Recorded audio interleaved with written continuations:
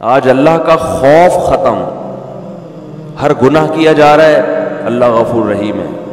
گانے سنے جا رہے ہیں، اللہ بخشنے والا ہے. زنا کیا جا رہا ہے، اللہ بخشنے والا ہے. انٹرنیٹ پر فحش بیہودہ فلمیں صبح و شام دیکھی جا رہی ہے، اللہ بڑا غفور رحیم ہے. وہ بخشنے پر آئے گا تو ایسے ہی بخش دے گا.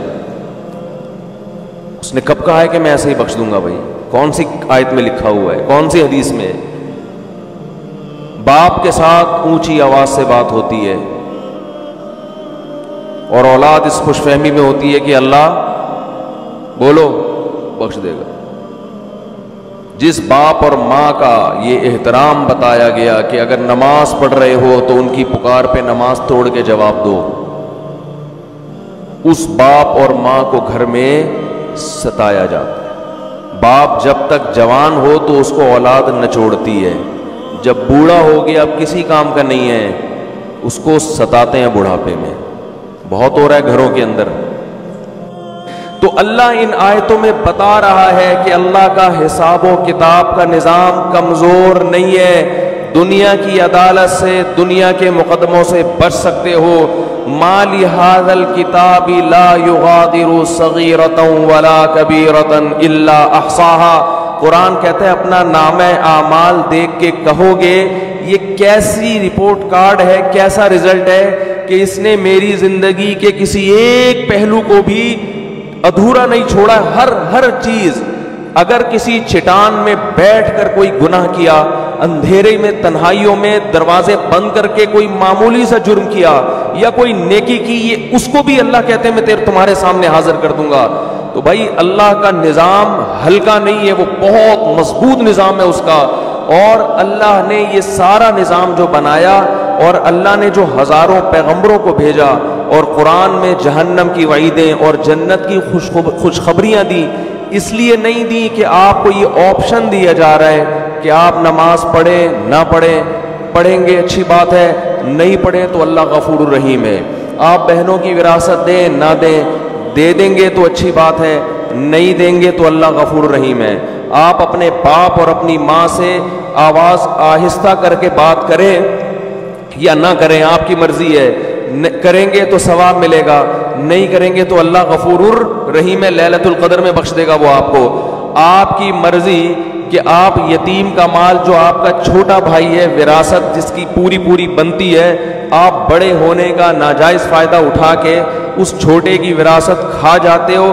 آپ کی مرضی ہے، نہیں کھاؤ گے تو ثواب ملے گا، کھا جاؤ گے تو لیلۃ القدر میں سب کی بخشش ہو جائے گی، شب برات میں ہو جائے گی بخشش، عید کے دن بخشش ہو جائے گی، رمضان میں بخشش ہو جائے گی. آپ اگر جمعے کے دن مر گئے تو آپ کی بخشش ہو جائے گی، آپ اگر لیلۃ القدر میں مر گئے تو آپ کی بخشش ہو جائے گی. اگر اس طرح سے میرے بھائی بخششوں کا نظام ہوتا تو قرآن اتنی وعیدیں نہ سناتا. وَإِذَا الْمَوْءُودَةُ سُئِلَتْ بِأَيِّ ذَنبٍ قُتِلَتْ. یہ نہ بتاتا کہ جس دن زندہ دفن کی ہوئی بچی کو کچھ زندہ کر کے اللہ پوچھے گا بتا تجھے کس جرم میں قتل کیا گیا. پھر قرآن یہ نہ کہتا کہ جو یتیم کا مال کھاتے ہیں وہ اپنے پیٹ میں جہنم کے انگارے ڈال رہے ہیں. پھر قرآن یہ نہ کہتا لا یحل لکم ان ترثوا النساء کرہا. اے ایمان والو تمہارے لیے عورت کی وراثت کھانا حلال نہیں ہے. پھر قرآن یہ نہ کہتا ان الذین یکسبون الاثم سیجزون بما کانوا یقترفون. گناہ کرو لیکن یہ دماغ میں رکھ کے عن قریب اس کا بدلہ تمہیں ملنے والا ہے، اس کی سزا تمہیں ملنے والی ہے. تمہارے خلاف کیس چلے گا، اس کی سزا ملے گی. ان الذین یکسبون الاثم سیجزون، عن قریب، زیادہ ٹائم نہیں ہے، بہت جلدی اس کی سزا تمہیں ملنے والی ہے. آج اللہ کے غفور الرحیم ہونے کا جتنا غلط مطلب لیا اور بتایا جا رہا ہے، شاید یہ چیز اللہ کے غضب کو جتنی دعوت دے اتنا کوئی اور جرم اللہ کے غضب کو دعوت نہیں دے گا. اتنا غلط مطلب. بھائی لیلۃ القدر میں بخششیں ہوتی ہیں، گناہ پہلے چھوڑنا پڑے گا آپ کو. آپ اس خوش فہمی میں نہ رہیں. رمضان میں بخششیں ہوتی ہیں، لیکن ہمارے نبی نے فرمایا بہت سے روزے داروں کو رمضان میں بھوک کے سوا کچھ بھی حاصل، بولو نا بھائی، نہیں ہوتا. ایک بالش زمین جس نے کسی کی ہتھیائی، فرمایا ساتوں زمینوں کا طوق اللہ اس کی گردن میں ڈالے گا.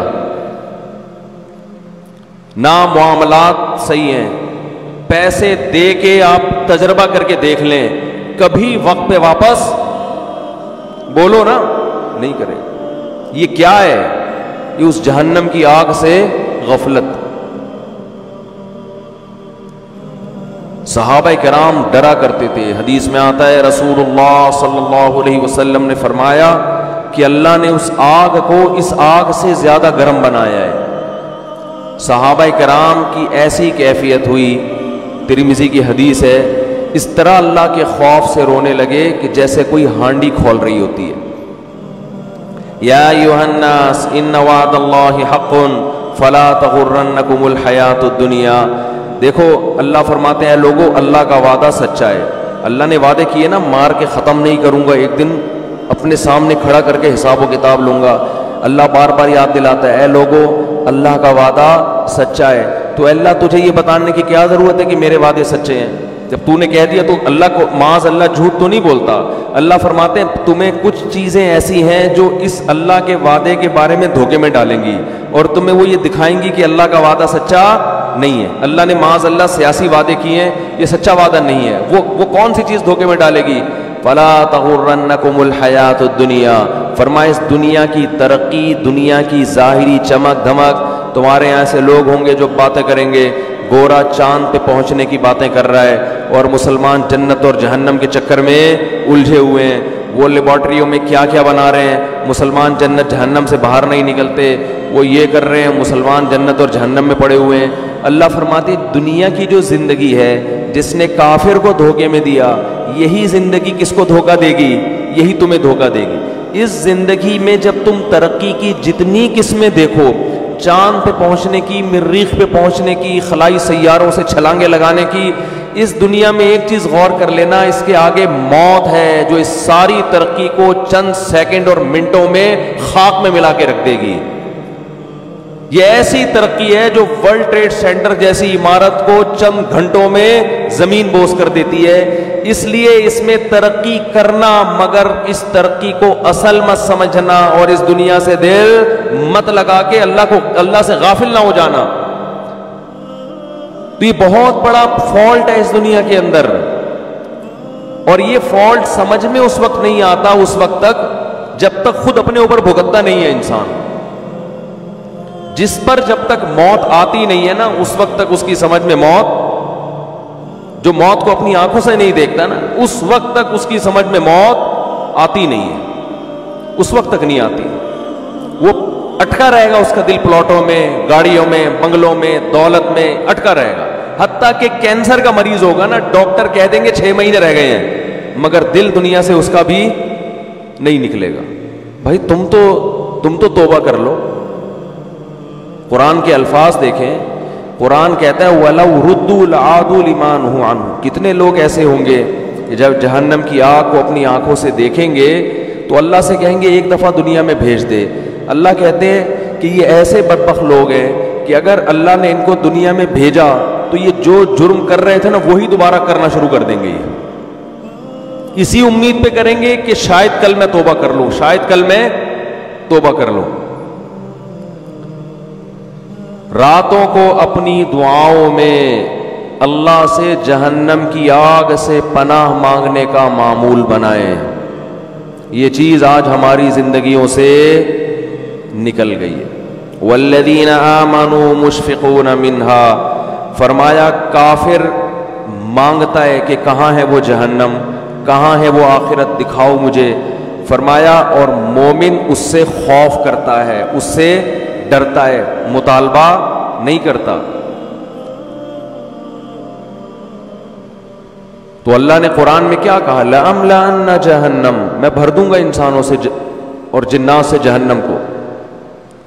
اللہ کے لیے یہ مشکل, إِنَّ ذَلِكَ عَلَى اللَّهِ يَسِيرٌ. پھر قرآن یہ بھی کہتا ہے کہ اللہ پر یہ کام مشکل نہیں ہے. یہ کیوں کہا اللہ نے کہ اللہ پہ یہ کام مشکل نہیں ہے؟ ظاہر ہے جس نے آسمان اور زمینوں کو بنایا, ساری کائنات کو بنایا, اس کے لیے کیا مشکل ہے کسی کو یہاں سے اٹھا کے وہاں پھینک دے. لیکن اللہ یہ لفظ اس لیے بیان کرتا ہے کہ تمہیں ایسا لگتا ہے کہ اللہ ایسا نہیں کر سکتے. اتنے سارے انسانوں کو کیسے ڈالے گا؟ کیا اس کا دل نہیں ہے؟ کیا اس کو رحم نہیں آئے گا؟ اس لیے اللہ نے فرمایا کہ نہیں آئے گا رحم. یہ تم خوش فہمی میں مبتلا ہو کہ مجھے جتنا رحم آنا تھا مجھے آ گیا ہے. یہ رحم ہی تو ہے. کتنی کتنی مہلت دیتا ہے وہ، بار بار توبہ کا موقع دیتا ہے. 1000 بار بھی گناہ کیا، 1000ویں بار توبہ کرو گے اسی طرح قبول کرے گا جیسے پہلی دفعہ توبہ قبول کی تھی. یہ رحم ہی تو آیا تھا. اب تم یہ چاہ رہے ہو کہ وہ اتنا رحیم بن جائے کہ آپ جو مرضی کرتے رہو وہ بخشتا رہے تمہیں. اس خوش فہمی میں مبتلا ہونے کی ضرورت، بولو بھائی، نہیں، ایسا نہیں. ام نجعل المتقین کالفجار. انداز دیکھیں قرآن کا. قرآن کہہ رہے کیا تم یہ سمجھتے ہو کہ نیک اور برے لوگوں کا انجام سیم کر دوں گا؟ دیکھو، یا تو آخرت میں جنت ہے یا جہنم، تیسری کوئی جگہ نہیں ہے. انجام کے اعتبار سے تیسری کوئی جگہ نہیں، یا تو ادھر یا بولے نا بھائی، تیسری کوئی جگہ نہیں ہے. تو اللہ فرماتے ہیں اگر میں نے سبھی کو بخشنا ہے تو اس کا مطلب جو بیچارے گناہوں سے بچ رہے ہیں وہ بیوقوف ہے پھر نا. یہی مطلب ہوا نا. وہ تو پاگل ہیں. وہ رمضان کے روزے رکھ رہے ہیں، وہ راتوں کو اللہ کے سامنے کھڑے ہو کر پناہیں مانگ رہے ہیں اللہ سے، وہ مالی معاملات میں حرام سے بچتے ہیں، ان کے دل میں میرا خوف ہے، وہ مجھے خوش کرنے کے لیے غریبوں کو کھلاتے ہیں. وہ امن ہوا قانت آناء اللیل، اللہ فرماتے ہیں بھلا وہ آدمی جو رات کو اٹھ کے مجھے پکارتا ہے، ساجدا وقائما، کبھی سجدے میں کبھی قیام میں، یحذر الآخرہ، آخرت سے ڈرتا ہے وہ، ویرجو رحمت ربی، رب سے امیدیں بھی لگا کے بیٹھا ہے اور آخرت سے ڈرتا ہے. یعنی خالی امیدوں پہ نہیں چل رہا، خوف بھی ہے. تو بھلا اس کو، اور جو ساری رات سوتا رہتا ہے،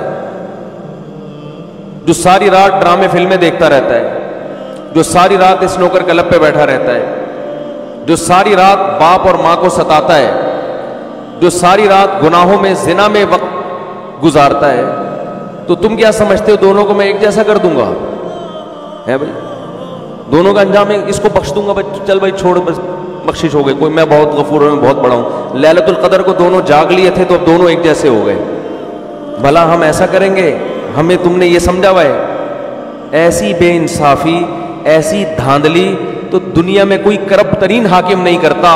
عدل و انصاف کا بادشاہ ایسا کیسے کر سکتا ہے؟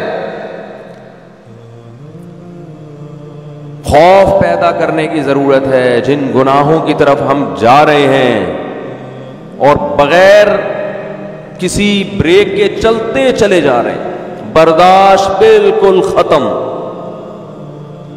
قرآن نیک لوگوں کی صفت بیان کرتا ہے، الکاظمین الغیظ، غصے کے کڑوے گھونٹ کو پیتے ہیں. باپ کے سامنے غصہ نہیں، ماں کے سامنے نہیں، اپنے بڑوں کے سامنے نہیں. آج چھوٹوں پہ برداشت کر لیتا ہے، طاقتور ہے، اور بڑے پہ برداشت نہیں کرتا. میں کہتا ہوں جتنی باس کی برداشت کرتے ہو اس کا 10واں حصہ اگر باپ کی برداشت کر لو تو شاید بخشش ہو جائے. قرآن کہتا ہے ایسا انتظام کر رہا ہوں کہ فرشتے بٹھا دیے، ان کی فائلیں تیار کرو، ایک ایک لفظ لکھو ان کا. تو اللہ کا عذاب بہت سخت ہے. یا ایھا الناس ان وعد اللہ حق، اے لوگو اللہ کا وعدہ سچا ہے.